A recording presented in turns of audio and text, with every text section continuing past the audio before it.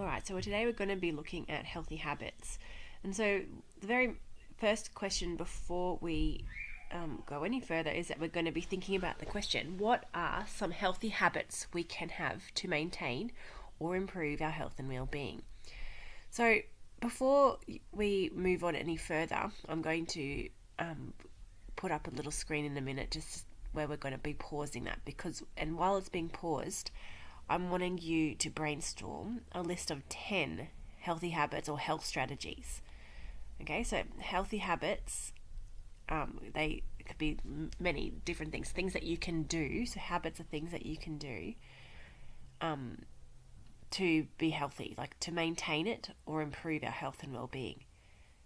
So I'm wanting you to think about including a wide range, so lots of healthy habits to do with overall health and well-being.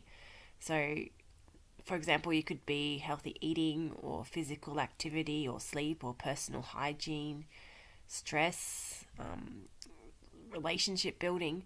So have a think about lots of things. What can you do? So I would like you to write 10 of those and you're going to pop it on a post-it note. And then we're going to be looking at them. I'll put it on our little chart down the back and have a think about it. Like, find a partner and I want you to look at similarities and differences. What you found. So maybe before you put it up, you could get with a partner and you could highlight similarities between your two lists. So don't write the same lists. Have a think about it first and then you can talk about it with your partner.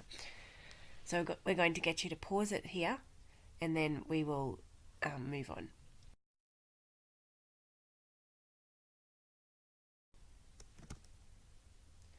Alrighty, so hopefully maybe one of the things that you did put on was talking about eating plenty of different types and colours of fruit and vegetables. So there are so many benefits for consuming fruits and vegetables.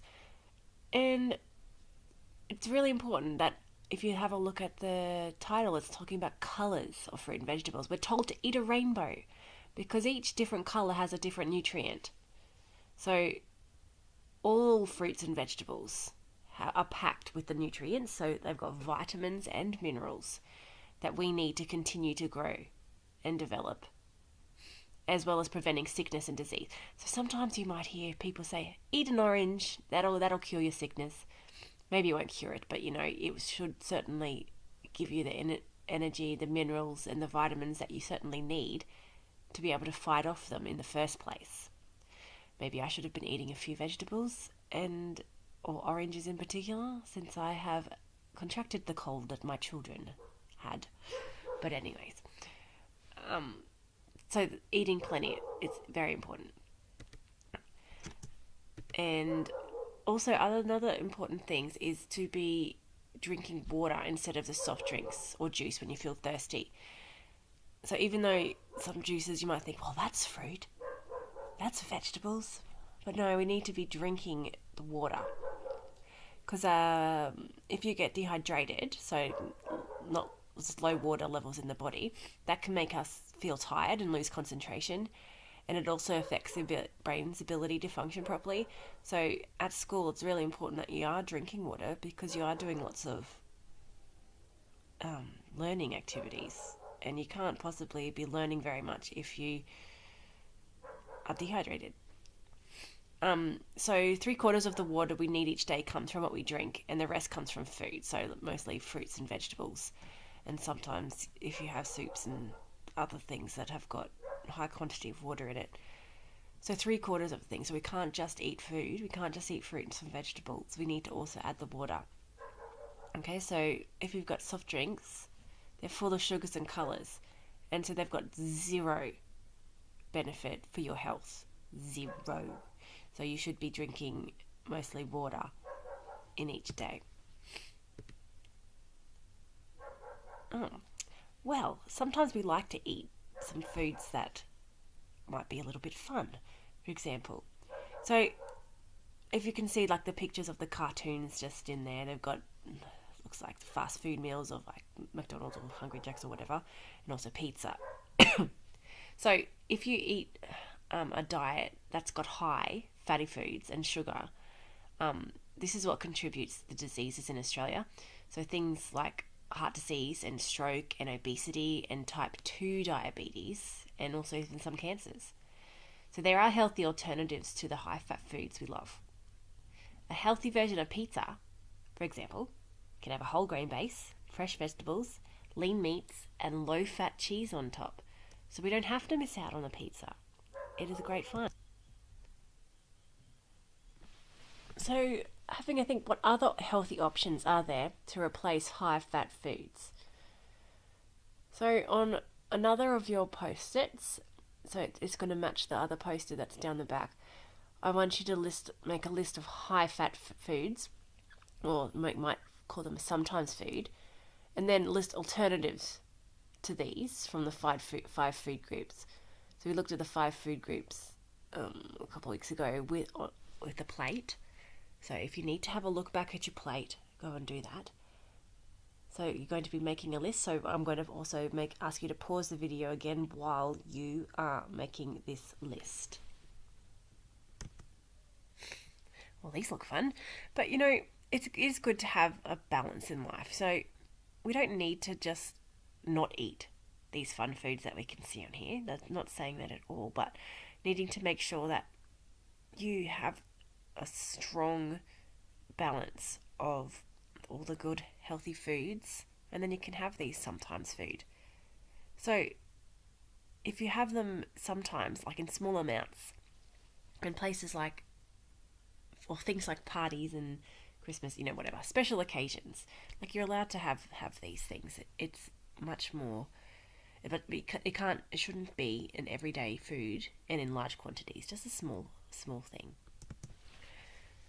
So another important thing to do is to wash our hands. It's a healthy habit to protect us from illnesses by keeping germs away and preventing them from spreading. So when you sneeze, wash your hands. Well, very important. It is one of the things that we have noticed in modern society, that hygiene helps preventing the spread of disease. It's not like back in the Middle Ages when people died from things like the plague. People, they used to throw their effluent into the streets, which is pretty gross. If you don't know what effluent is, maybe you can look it up. But yeah, so now these days we know that hygiene is super important for us. Now often we have more of an appreciation of food if we understand where it comes from and how it's grown or manufactured. So this can include both healthy and unhealthy food options. I saw a I actually don't think it was a documentary, but it was a video. It was quite gross. Maybe I'll show it to you one day. About a hamburger, like from fast food, and looking at cheese. And they put the cheese on fire. And it didn't quite work the way that I thought it was going to, because it wasn't like a real slice of cheese. It was, those plastic cheese. I like to call them plastic cheese. I don't know about you. But anyway, so if you know where they come from or they're manufactured, we're more likely to continue eating healthily. Where's my page not working? All right. And also, cooking is so much fun. And you can do it with your family or your friends. There are many different varieties and combinations of food in the 5 food groups to explore and taste. And healthy food does not have to be boring and can be very delicious. Now, we're just lucky that our technology and health subjects are lining up. And then this week, we're going to be looking at how we can be making food. So we're going to be creating something out of food. That's going to be fun. All right. And also, spending time with family and friends is good for your social health.